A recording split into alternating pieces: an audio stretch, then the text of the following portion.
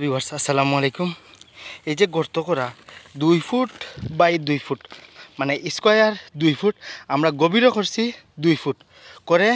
আমরা গোবর দিছি, গোবর সার দিয়ে যে মাটিটা বের হয়েছে এই মাটিতে গোবর মিক্স করে আবার সেই গর্তের মাঝে আমরা ঢেলে দিয়েছি।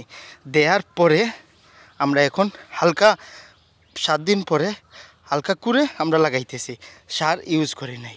সার দিমু আমরা 1 থেকে 1.5 মাস পরে, এবং গাছ লাগানোর পরে আমরা দেখেন একটা মার্চিং করে দিয়ে দিছি, যাতে এই যে বৃষ্টি সামনে সিলেটের যে প্রচুর বৃষ্টি, এই বৃষ্টির কারণে যাতে চারাটা মারা না যায়, এর কারণে একটু তুলে মার্চিং ব্যবস্থা করে দিয়ে দিছি যাতে পানিটা না জমে। দেখেন, কিন্তু আপনারা যে কোনো ধরনের মিশ্র ফল বাগান করেন আর ফল বাগানও করেন, আপনারা গর্ত করবেন 2 ফুট বাই 2 ফুট এবং গভীরও করবেন 2 ফুট দিয়ে আপনারা গাছ লাগাবেন।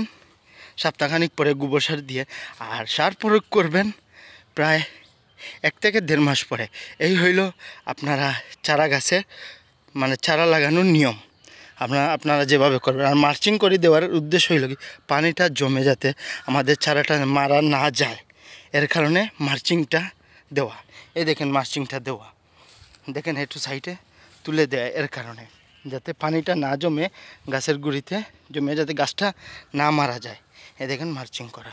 আপনারাও এভাবে ফল বাগান করেন, দেখবেন এই নিয়ম অনুযায়ী লাগান, কিন্তু গর্তটা বেজান। আমি আবারও বলছি, আপনারা যে গাছ লাগানোর যে গর্তটা করবেন আমসহ 2 ফুট বাই 2 ফুট এবং গভীরও 2 ফুট করে, যা মাটি উঠবে এই মাটিতে আপনারা গোবর সার একটু বেশি করে দিয়ে আপনারা এই গর্তটা ভরে দিবেন। দেওয়ার পরে যদি আপনাদের আঠালো মাটি হয় তাইলে আপনারা একটু এমওপি সার দিয়ে রাখবেন। দেওয়ার পরে আপনারা 15 দিন পরে লাগাবেন।